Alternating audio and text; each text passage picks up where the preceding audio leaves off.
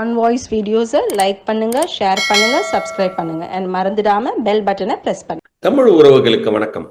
இன்று நம்மோடு இணைப்பில் இருப்பவர் the top political analyst from Delhi, the one and only mister Delhi Rajagopalan அவர்கள். சார் வணக்கம், எப்படி இருக்கீங்க? நமஸ்காரம், சௌக்கியமா இருக்கேன், நல்லா இருக்கேன்பா.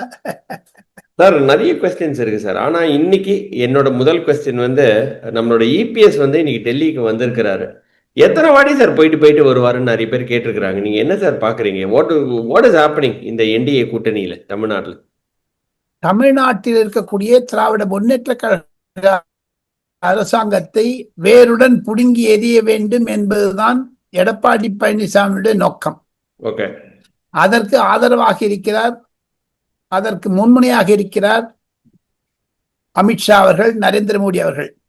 இந்தியா இந்த ஈரான் அமெரிக்கா வார் நடந்துட்டு இருக்கிறதுனால எல்லா கேபினெட் மினிஸ்டர்ஸையும் பிரைம் மினிஸ்டர் டெல்லியில இருக்க சொல்லியிருக்காரு. சரி, கேபினெட் கமிட்டி ஆன் செக்யூரிட்டி ஒரு நாளைக்கு 2 தடவை மீட் பண்ணுதுங்க. சரிங்க சார். ஓகே, அதுல அமித்ஷாவுடைய பிரசன்ஸ் இம்பார்ட்டன்ட், இன்டர்னல் மினிஸ்டர். அதனால அவர் வச்சிருக்காங்க. எக்ஸ்டர்னல் அஃபேர்ஸ் மினிஸ்டர் நிறைய இடத்துக்கு போயிட்டு இருக்காரு. ராஜ்நாத் சிங், நிர்மலா சீதாராமன் இருக்காங்க. பிரச்சனை வேற ஒண்ணுமே கிடையாது. பிளஸ் அமித்ஷா ஏதாவது ஒரு எமர்ஜென்சின்னா சிலதெல்லாம் வீடியோலயோ ஆடியோலயோ பேச முடியாது, நேரம் 1-to-1 பேசணும். அந்த சிச்சுவேஷனுக்கு ஏற்ற மாதிரி we have to take a decision. ஆக மொத்தம் இந்த பிரச்சனைகள் எல்லாம் சமாளிப்பதற்காகத்தான் அவர் டெல்லியிலே இருக்கிறார். டெல்லியில கூப்பிட்டுருக்காங்க. ஆனால் ஒரு விதமான சிக்கல்களை கிடையாது. இரண்டு கட்சிகளுக்கும் இடையே அதிமுக பாஜகவுடைய சுமூகம் உறவு இருக்கிறது. எனினும் சில குறைபாடுகள் இருக்கத்தான் செய்கிறது. என்ன குறைபாடுகள் நீங்க பாக்குறீங்க சார்? அதிமுக போட்டியிடக்கூடிய இடங்களில், டிடிவி தினகரன் போட்டியிடக்கூடிய இடங்களில் பாரதிய ஜனதா கட்சி அதே சீட்டை கேட்கிறாங்க. குறிப்பாக ராமநாதபுரம், மதுரை, திருநெல்வேலி என்ற இடத்துல எல்லாம் எங்க பிஜேபி ஸ்ட்ராங்கா இருக்குதோ அங்க கேட்கிறாங்க. அவங்க கொடுக்கறது பிஜேபி வீக் சீட் கொடுக்குறாங்க. சில பேச்சு, சில கரடுமுரடான பாதை இருக்கத்தான் செய்யுது, யாரும் இல்லைங்கிற. உங்க வீட்டுல ஒரு கல்யாணம், எங்க வீட்டுல ஒரு கல்யாணம்னா அதுக்கு எத்தனையோ ஏற்பாடு செய்ய வேண்டியதா இருக்குது. சில குறைபாடுகள் இருக்கத்தான் செய்யும். சாம்பார்ல உப்பு இல்லை, அதுல இது இல்லை, அதெல்லாம் சில பேர் சொல்லிட்டு போயிட்டே இருப்பாங்க.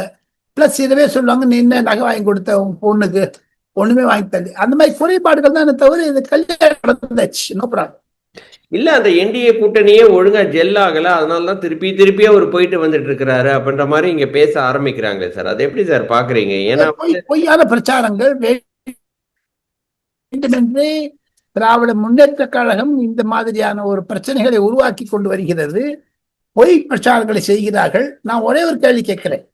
அதிமுக பாஜக பிரச்சனை இல்லாத கூட்டணி, திமுக ஒன்னு சிம்பிள் கொஸ்டின், ஜெனரலா நம்ம ரியல் ஒன் நேயர்களுக்கு ஒரே ஒரு கேள்வி.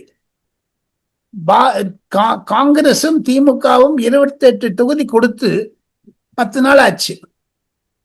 ஒரு முறையாவது ராகுல் காந்தி பேசினதாக மு.க. ஸ்டாலின் ஸ்டேட்மெண்ட் கொடுத்திருக்காரா பாருங்க. இன்னும் பேசல. ஆமா, அது மாதிரி ஒரு இன்ஃபர்மேஷனும் வரல. ஒரு வீடியோ கால், ஒரு கான்ஃபரன்ஸ் கால். காரணம் என்ன என்று கேட்டால், சிதம்பரம் நடுவுல பூந்துட்டு அம்மா சோனியா காந்தி கிட்ட சொல்லி ஒரு அலைன்ஸை கொண்டுட்டாங்களே தவிர ராகுல் Gandhi was not for DMK. Okay, he was for TVK then. சரி, அதனால முதல்ல பேசினாங்க. சரி. இப்ப அது தவிர இன்னொன்னு கேட்கிறேன். இன்று காலை நாம் இருவரும் பேசுவது 19 மார்ச் Thursday. இன்று காலை ராகுல் காந்திக்கு மிக மிக நெருக்கமான ஒரு தலைவர், தமிழ்காரர், தமிழிலேயும் ஆங்கிலத்திலேயும் ராகுல் காந்தி முன்னிலையில் விஜயுடன் பேசியிருக்கிறார். 28 தொகுதி கொடுத்தீங்க. அந்த 28 தொகுதியில டோன்ட் புட் ஒரு ஸ்ட்ராங் கேண்டிடேட், எங்களுக்கு let us have a friendly contest. எதுக்கு சொல்லணும் அத்த? ஓ, எது இந்த இடத்துல பிஜேபி அண்ட் காங்கிரஸ் ஒரு டவுன் தி டேபிள் அலைன்மெண்ட் மாதிரி வருது சார். டிவிக்கும் காங்கிரஸுக்கும் வருது. எதுக்கு? டிஎம்கே ஸ்டாப் பண்றாரு ராகுல் காந்தி, புரியுதுங்களா? டிஎம்கே's confidence like Bihar. He sidelined Bihar. Congress எடுத்துக்கலாமா சார்? ஆமாமா, அந்த தொகுதியில வேலை செய்ய மாட்டான் சார். நீ எழுதி வச்சுங்க கணேஷ். ம்.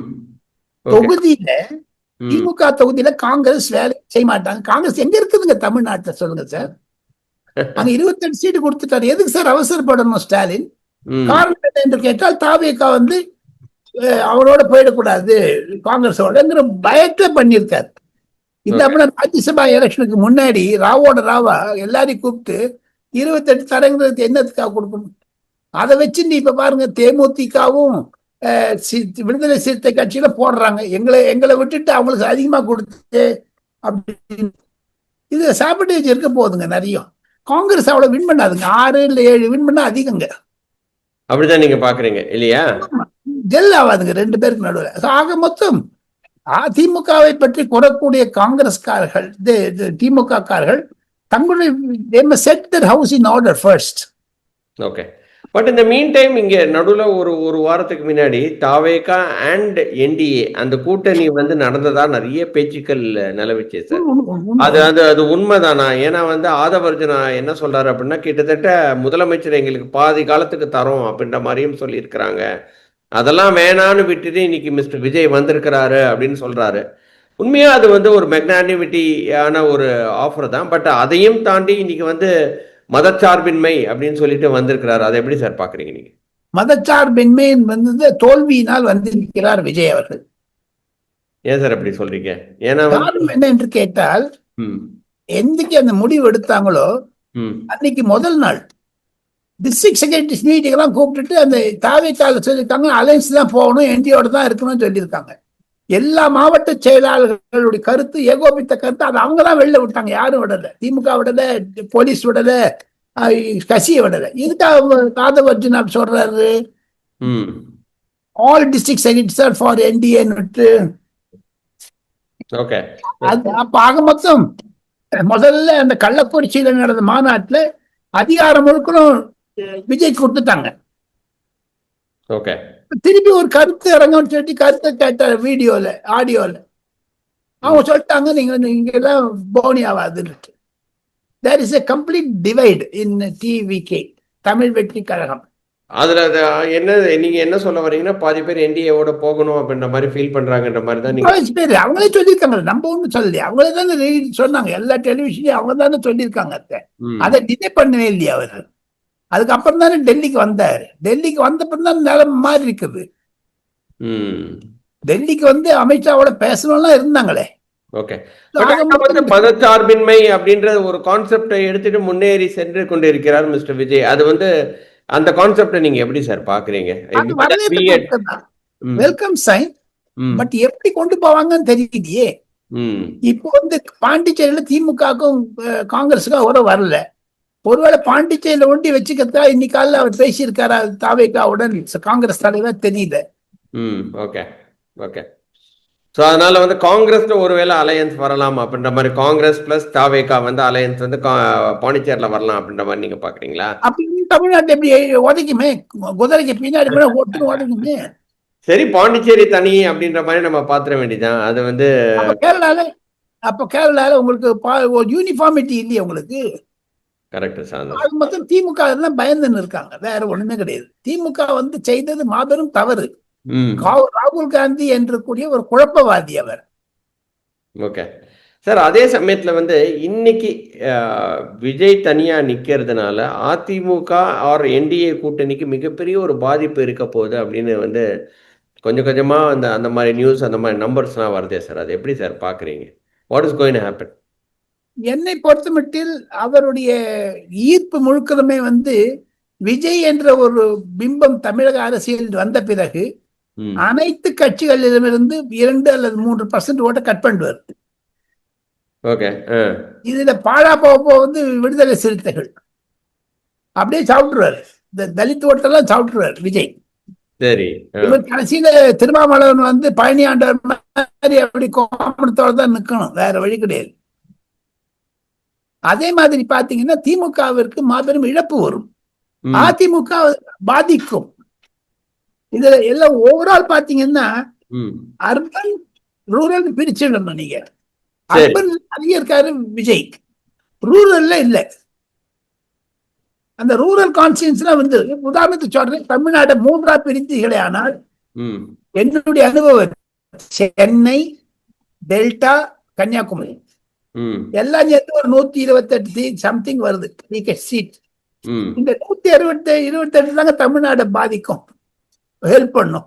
அங்கெல்லாம் விஜய் ஸ்ட்ராங்கா இருக்காரு, பிஜேபி ஸ்ட்ராங்கா இருக்குது. ஆக மொத்தம் விஜய் நுழைவினால் தமிழகத்தில் ஒரு தொங்கு சபையை நோக்கி கொண்டுதான் தமிழகம் செல்கிறது என்பதை ஆதாரபூர்வமாக சொல்லலாம். இந்த urban voters R not with Vijay. Okay, urban voters விஜய்க்கு இல்ல சார்.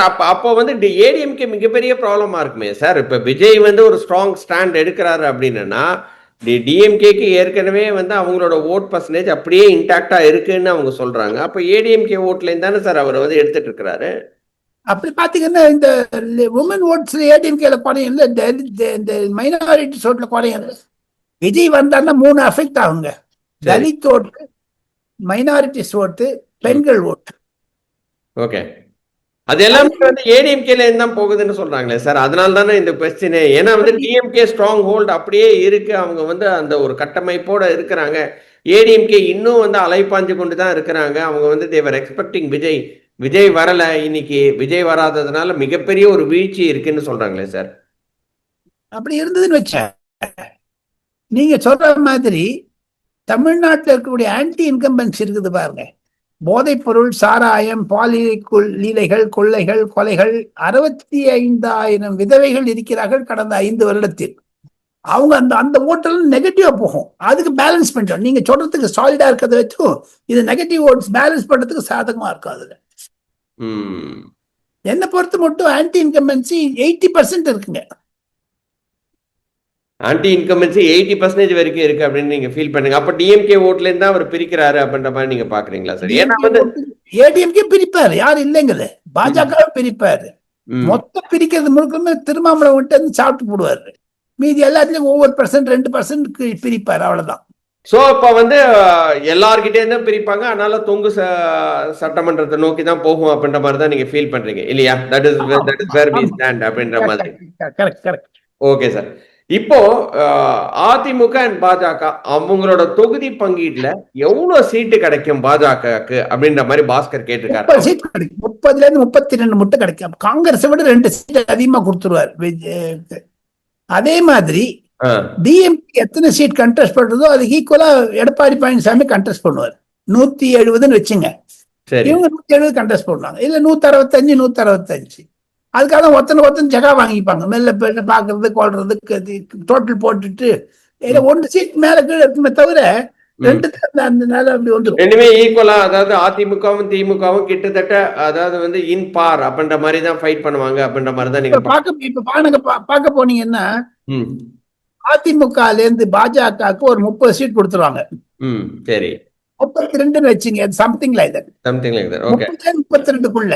அப்ப பாட்டாளி மக்கள் கட்சிக்கு 15 இருந்து 17. சரி. டிடி தினகரனுக்கு 10 கீழே 8க்கு மேல. சரி. எல்லா கட்சிக்கும் தமிழக மாநில காங்கிரஸுக்கெல்லாம் ஜான் பாண்டியன், அப்புறமா பாரிவேந்தர், இவனுக்கெல்லாம் 1 2 1 2 1 2 3 4 அப்படி கொண்டு முடிச்சிடும். Super sir. சோ அந்த மாதிரி அப்பனா வந்து அதிமுகவும் திமுகவும் கிட்டத்தட்ட ஒரே மாதிரி மேபி அரௌண்ட் 160 to 170 வந்து நெகோஷியேட் பண்ணி முடிச்சிருவாங்க. ஆமா, கரெக்ட். அதுல வந்து நிறுத்திடுவாங்க. பட் இருந்தாலும் எடப்பாடி பழனிசாமியினுடைய டெல்லி விஜயம் என்பது மிக மிக முக்கியமானதாகத்தான் நான் கருதுகிறேன். Okay sir. காரணம் என்னன்னு கேட்டா ஒரு கிராஷ் அவுட் பண்ணி எல்லாத்தையும் முடிச்சிருவாங்க இன்னைக்கு. Right. Okay sir. Prime minister 3 தடவை வரப்போறாரு.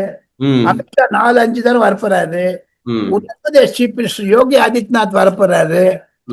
எல்லாம் பாத்தீங்கன்னா தமிழ்நாடு கலகலக்கம் இனிமே ஜோரா இருக்கும். ஒரு ஏப்ரல் 3ஆம் தேதியில ஏப்ரல் 20ஆம் தேதி மட்டும் பாத்தீங்கன்னா நல்ல ஒரு 15 நாளைக்கு சுடு பிடிக்கும். தேர்தல் திருவிழா தான் இல்லையா? டெமோக்ரசி.